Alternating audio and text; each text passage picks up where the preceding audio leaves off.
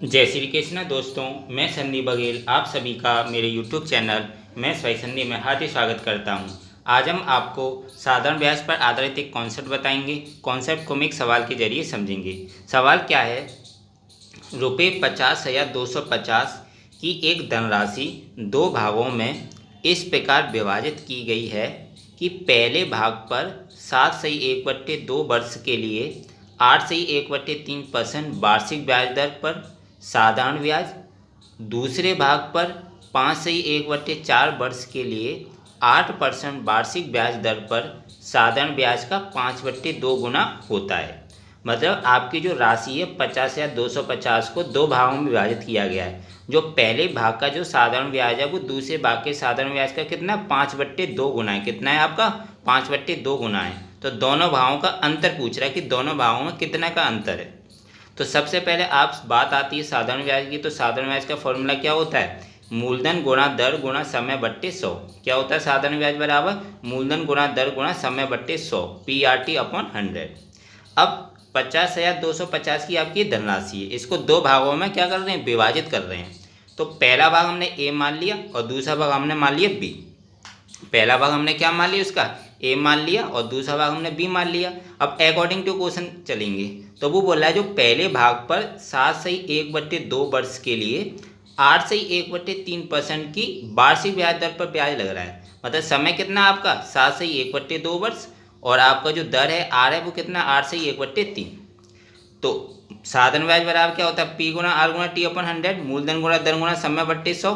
तो मूलधन आपका ए हो गया, पहला बार हमने ए माना तो ए, और आपका दर कितना है, आपका दर दे रहा है 8/1/3। तो इसको सॉल्व करेंगे तो 8×3 = 24 और 1 25/3। तो दर होगी 25/3 और समय कितना है, समय 7/1/2। तो इसका सॉल्व करेंगे तो 2×7=14 और 1 15/2।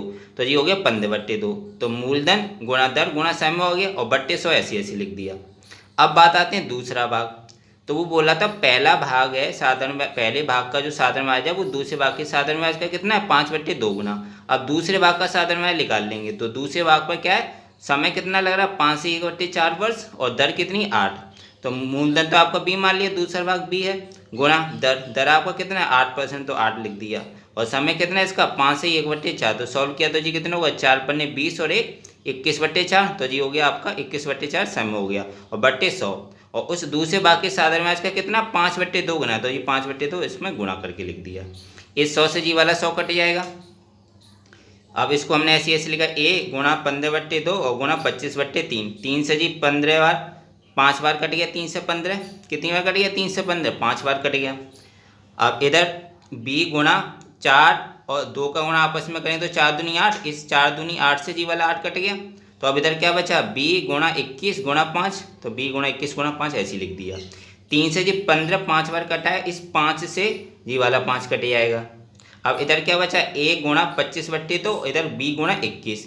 इस 2 का 21 में गुणा हो जाएगा तो 21×2 कितना हो जाएगा 42। तो 25a बराबर 42b हो जाएगा। क्या हो जाएगा 25a बराबर 42b।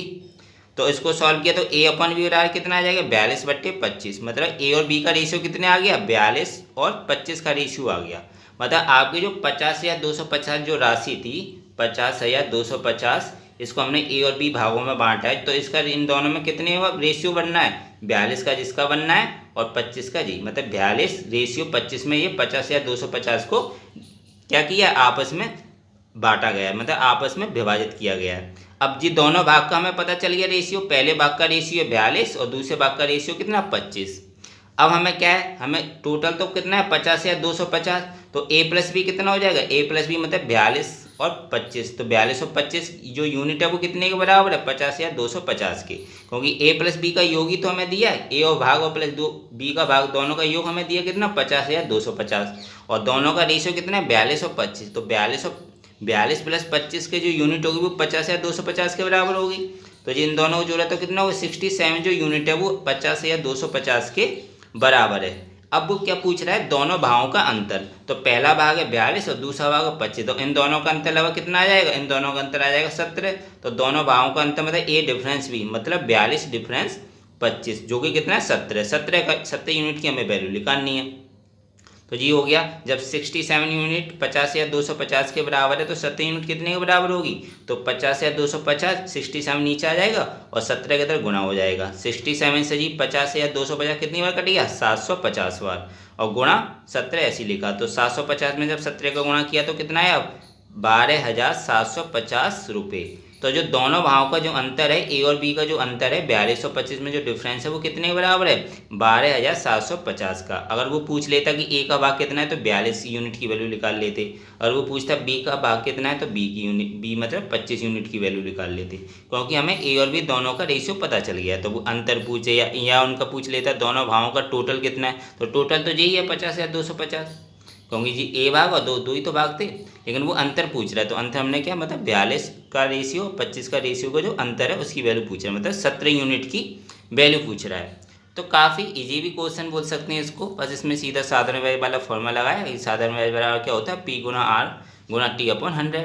और क्वेश्चन में दिया था कि जो पहला भाग का जो साधारण ब्याज है और कुछ समय और कुछ दर के लिए, उसी दूसरे भाग का जो साधारण ब्याज है कुछ समय दिया उसका कुछ दर दिया, उसका कितना 5/2 गुना है। तो हमने अकॉर्डिंग टू क्वेश्चन में जी लिखा था कि पहले भाग के साधारण ब्याज बराबर दूसरे भाग के साधारण ब्याज का कितना है, 5/2 गुना है। और उसके हिसाब से उन सबकी वैल्यू लिख रही। पहले भाग के साधारण ब्याज में क्या क्या दिया रहा था, समय कितना दे रहा था, 7 से 1/2 बस, तो उसका लिख लिया, दर उसकी लिख ली, अपन 100 कर दिया फॉर्मूले के हिसाब से, मतलब फॉर्मूले में जो फॉर्मूला है उसकी सबकी वैल्यू रख दी। और दूसरे भाग का ऐसे साधारण ब्याज निकाल लिया, लेकिन गुणा 5/2 किया, क्यों, क्योंकि वो क्वेश्चन में दिया था। तो काफ़ी इजी क्वेश्चन है। तो दोस्तों आशा करता हूँ आपको ये वीडियो अच्छा लगा होगा। अगर वीडियो अच्छा लगा है तो लाइक करना बिल्कुल मत भूलें, शेयर करें ज़्यादा से ज़्यादा फ्रेंड्स फैमिली मेम्बर्स के साथ, और अभी तक चैनल को नहीं सब्सक्राइब किए हो तो चैनल को जरूर सब्सक्राइब करें, बेल आइकन दबा के और नोटिफिकेशन में रखिएगा। इससे क्या होगा कि जब भी मैं वीडियो डालूंगा आपको उस वीडियो का नोटिफिकेशन मिल जाया करेगा और आप उस वीडियो को देख लिया करेंगे। मिलता हूँ नेक्स्ट वीडियो में दोस्तों, थैंक यू सो मच।